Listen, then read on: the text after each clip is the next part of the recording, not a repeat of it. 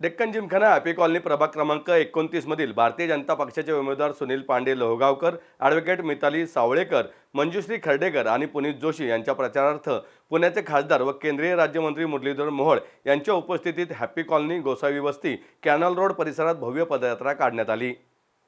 पुणे हे परंपरेने सुशिक्षित, मध्यमवर्गीय आणि नागरी प्रश्नांबाबत सजग मतदारांचे शहर मानले जाते। वाहतूक कोंडी, अपुरी पायाभूत सुविधा, झोपडपट्टी पुनर्वसन, शिक्षण व आरोग्य व्यवस्था हे प्रश्न कायमच निवडणुकीत निर्णायक ठरले आहेत। या पार्श्वभूमीवर एकनाथ शिंदेंनी मांडलेला विकासाचा आराखडा थेट शहरी मध्यमवर्ग, महिला मतदार, झोपडपट्टीधारक आणि तरुण वर्ग यांना उद्देशून असल्याचे राजकीय निरीक्षकांचे मत आहे। विशेषतः पुणे विकास परिषद, एकात्मिक वाहतूक आराखडा, मेट्रो विस्तार आणि ऑटोमोबाईल AI शिक्षण या घोषणा पुण्याच्या भविष्यातील शहरी गरजांशी सुसंगत असल्याचे मानले जात आहे। यामुळे आतापर्यंत विकासाच्या मुद्द्यावर आघाडी घेतलेल्या विरोधी पक्षांपुढे शिवसेनेने थेट आव्हान उभे केले आहे।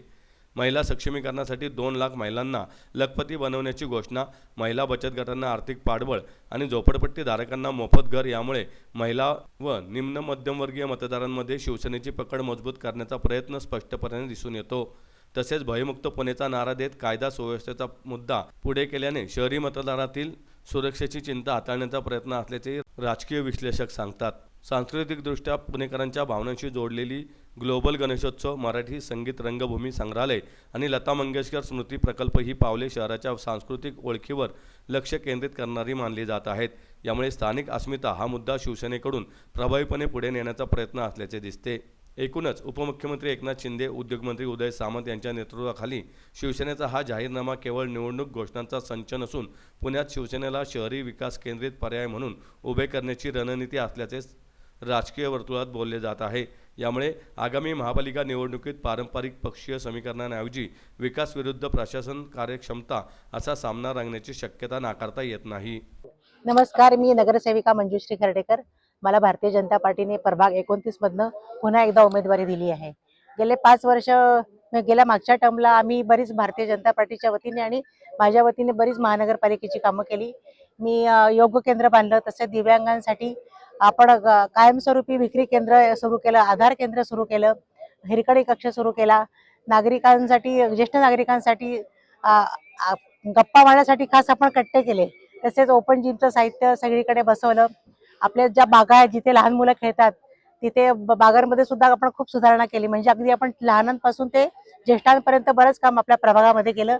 यावेळेस सुद्धा भारतीय जनता पार्टीने मला उमेदवारी दिली आणि माझ्याबरोबर माझे सहकारी उमेदवार म्हणजे मितालीताई सावळेकर, तसेच पुनीतजी जोशी आणि सुनीलजी पांडे असे 3 माझ्याबरोबर 3 उमेदवार आहेत।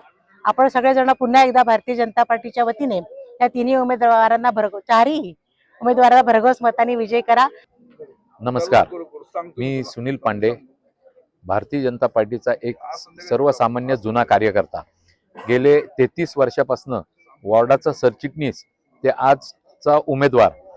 आज मला भारतीय जनता पार्टीने उमेदवारी देऊन माझ्यासारख्या कार्यकर्त्यांना ज्यावेळेला न्याय दिला जातो त्याचंच प्रतीक म्हणजे भविष्यात सर्व कार्यकर्त्यांनी याचा बोध घ्यावा की आज ना उद्या उशिरा कधी ना कधी प्रत्येकाला संधी मिळते।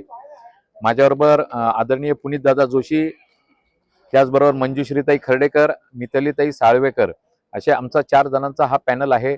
सर्व मतदारांनी भारतीय जनता पार्टीच्या आमच्या चौघांनाही भरघोस मतांनी विजयी करावे अशी मी आपणा सर्व मतदारांना विनंती करतो। पुणे महापालिकेच्या या आगामी ज्या काही महानगरपालिका सार्वत्रिक निवडणूक आहे त्यासाठी पूर्ण शहरामध्ये आज आपण पाहतो की प्रचाराची रणधुमाळी सुरू आहे।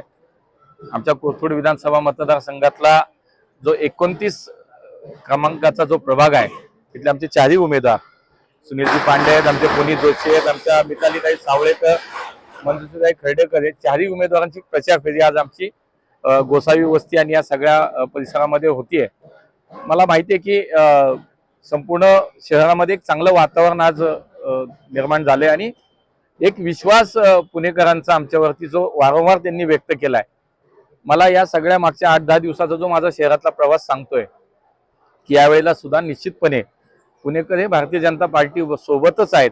पूर्णपणे विश्वास हा भारतीय जनता पार्टीवरती पुणेकरांनी आज व्यक्त केलेला आहे आणि म्हणून हे 4च काय पण पुणे शहरामध्ये सुद्धा जवळजवळ 120-125 नगरसेवक आमचे निवडून येते आणि पुण्याचा महापौर हा भारतीय जनता पार्टीचाच होईल हा विश्वास या निमित्तानं मला वाटतो। आमचे हे 4ही उमेदवार मोठ्या मताधिक्याने निवडून येईल याच्याबद्दल कुठल्याही मनात कुणाच्याही मनात शंका नाही आणि त्यामुळे आमचा विजय हा निश्चित आहे.